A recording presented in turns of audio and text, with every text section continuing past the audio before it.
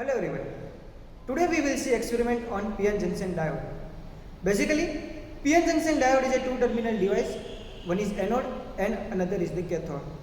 So, by mixing the P-type material and N-type material, a diode is formed that is known as the PN junction diode. In this experiment, we will perform the two types of the biasing, that is forward biasing, and another is the reverse biasing. So, by doing such an biasing, we will plot one graph that will be the VI characteristic for PN junction diode. So, let us start with the experiment. Black box. In the black box, we have PN junction forward bias, PN junction reverse bias, LED forward, LED reverse, Zener forward and Zener reverse, which means we can perform almost 3 experiments in this box. Now today we'll be focusing on these two things: silicon, that is PN junction forward, and reverse. Right here, this is what we call as a potentiometer, which is already been called as a variable resistor.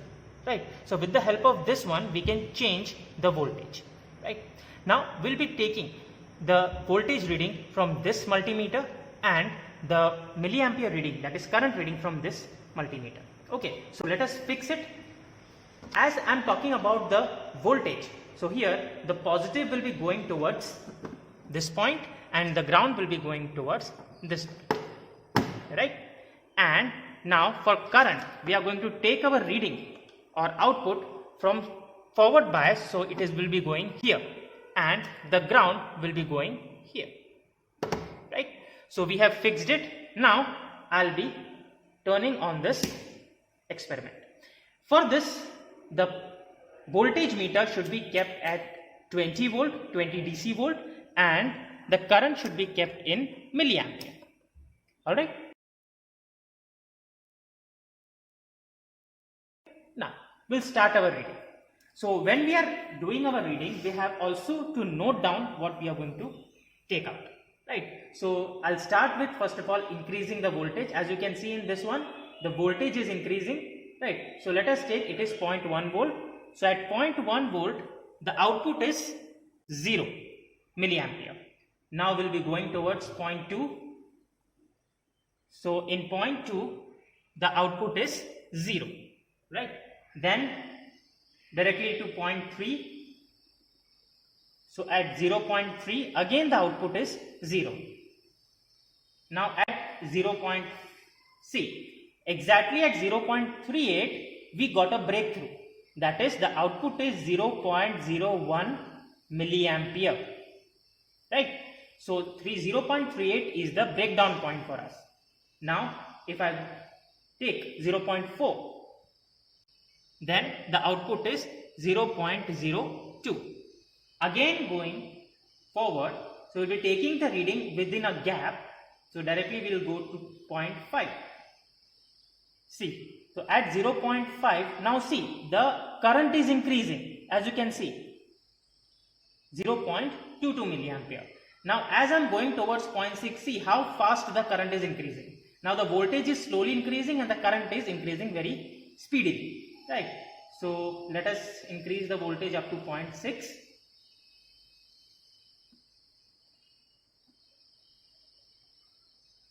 See, so at 0.6, we have the reading 1.26 milliampere. Now see the difference, 0.22 and 1.26. So you can say that there is a huge difference between these two things, and the current is increasing sharply.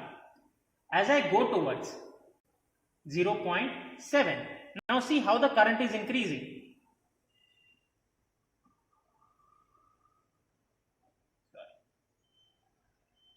Okay, so at 0.7, the output is 4.85 milliampere. Again, let us move forward. Right.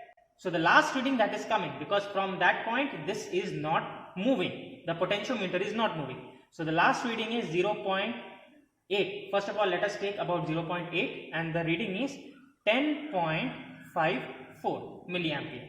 Right. And the last reading is 0.87, and the reading is 15.83 milliampere. So you can see the difference. Till 0.3 it was 0.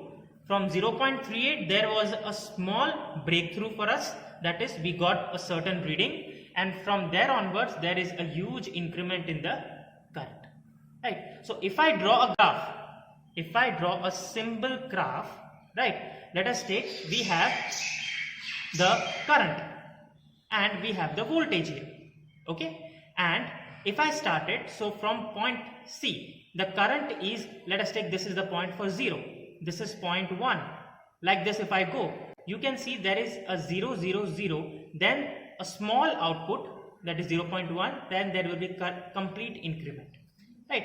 This point is what we call as breakdown point for us, right? So this is the point where the voltage has broken the depletion region or junction barrier and it has crossed the path, right?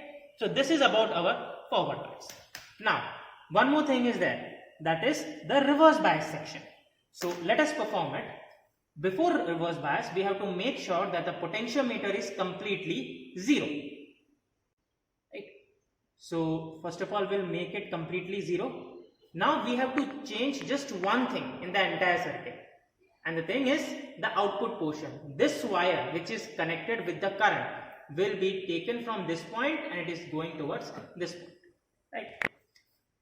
In the theory portion, we had noticed that in the reverse bias, the PN junction diode does not work. So first of all, we'll prove that thing. So I'm increasing the voltage, as you can see here, right? Here the voltage is increasing. But what about the current? You can see there is no increment in the current, right? Again, I am increasing the voltage up to a certain point. Still you can see there is no current, right? It has reached up to the limit.